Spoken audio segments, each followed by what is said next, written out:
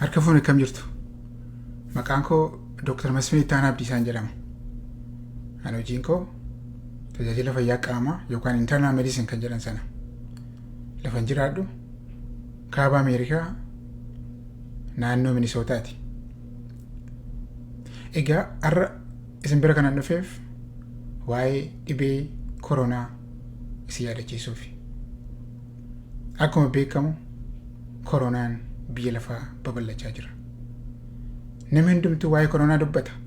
Raadiyooniin, televizhiniin, feesbuukiin, ollaan, warri siyaasaa hundumtuu koronaa jedhu. Kanumaa koronaan kun maali? Koronaan kun akkamitti nama qaba? Dhibee koronaan kun fidu maal faa namatti fida? Koronaan qoricha qabaa? Talaalliyoo. Koronaan kun akkamitti faca'a? Maal gochuu qabna? Kan jedhu gabaabsee isiniif yaada kennuun barbaada. Akkuma beekamu koronaan maqaa vaayirasiiti. Vaayirasiin immoo jarmiidha. Jarmii ijaan hin argamne, ijaan hin mul'anne, garuu dhibee kan namatti fidan jechuudha. Akkuma beekamu jarmiin vaayirasii kun koronaa kan jedhan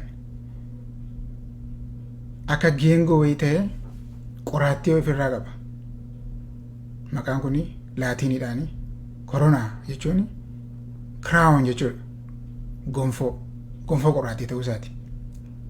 Kanaaf egaa vaayirasiin gonfoo qoraattii fakkaatu kun biyya chaayinaatti jalqabee amma garuu biyya lafaatti babal'atee akka abidda saafaa iddoo hundumaatti faca'ee jira.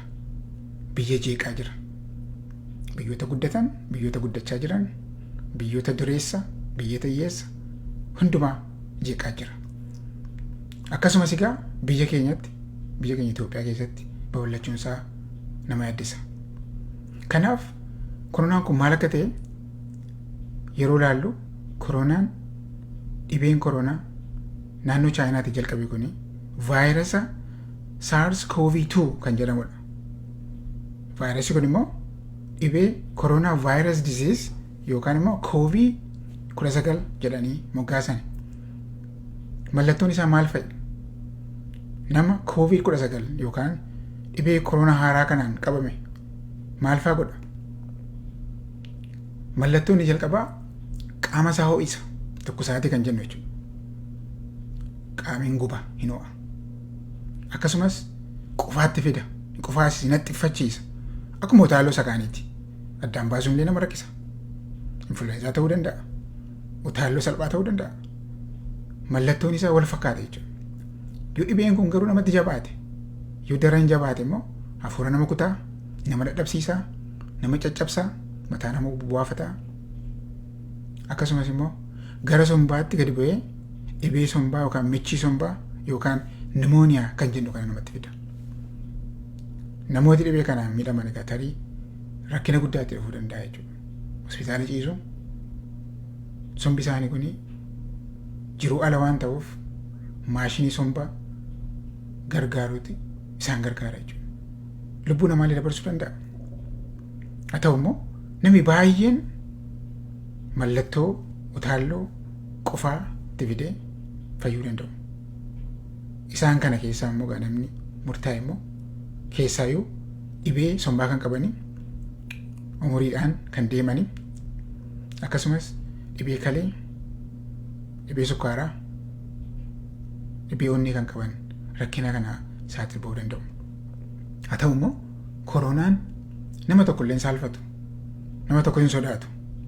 Ijoolleedhaan jedhu, nama guddaadhaan jedhu, dubartii ulfan jedhu, dhiiraadhaan jedhu, gabaabaadhaan jedhu, hiyyeessan jedhu, sooressan jedhu, ati nama siyaasaati, lakkii ati nama guddaadha jedhee nama biraan darbu. Namni hundumtuu saaxil ba'aadha. Kanaaf dhibee kana akkamittiin ittisuun danda'ama? Akkamittiin immoo daddarba? Koronaan egaa nama qofaa isa jenneerra. Qofaa haxxissoo keessa namni yeroo qofa yeroo haxxiffatu haxxissoon isaa kun qofaan isaa kun afaan isaa keessaa yeroo ba'u nama kaan irra qubata jechuudha. Eessa qubata? Fuula irra qubata. Funyaan irra qubata. Afaan irra qubata. Ija irra qubata. Isa booda nama sanatti dabarsa jechuudha. tokkotti darba. Nama tokko nama dhibamerraa nama fayyaatti darba jechuudha. Meetirii 2 gidduutti. Yoo namni kun qofaasaa hin haguugu ta'e. Kanaaf namni koronaa qabu yookaan namni haxxiffatu namni qofaa qabu yeroo hundumaa haguuggachuu qaba jechuudha. Qofaasaa haguuggachuu yookaan immoo ciqilee irratti qofa'uu barbaachisa jechuudha. Kan biraa kan hin darbu harkaan darba. Harki keenya waan baay'ee tuqaa oola. Yeroo namni qofa'u qofaan suni waan adda addaarra bu'a. Isa booda qubi keenya harki keenya hin faalama jechuudha. Yeroo faalama maal ta'a? Fuunee afaan xiyyeeffanna jechuudha. Ittiin nyaanna. Funyaan keenya tuqna. Ija keenya tuqna. Yeroo kana egaa dhibeen kun nama qaba jechuudha. Kanaaf dhibee kana ittisuudhaan maal gochuu qabna? Inni jalqabaa dhibeen kun jiraachuu isaa hubachuudha. Balaa hamaa namatti fiduu danda'uu isaa hubachuudha. Tokkotti darbee akka abidda saafaa babal'achuu isaa hubachuudha.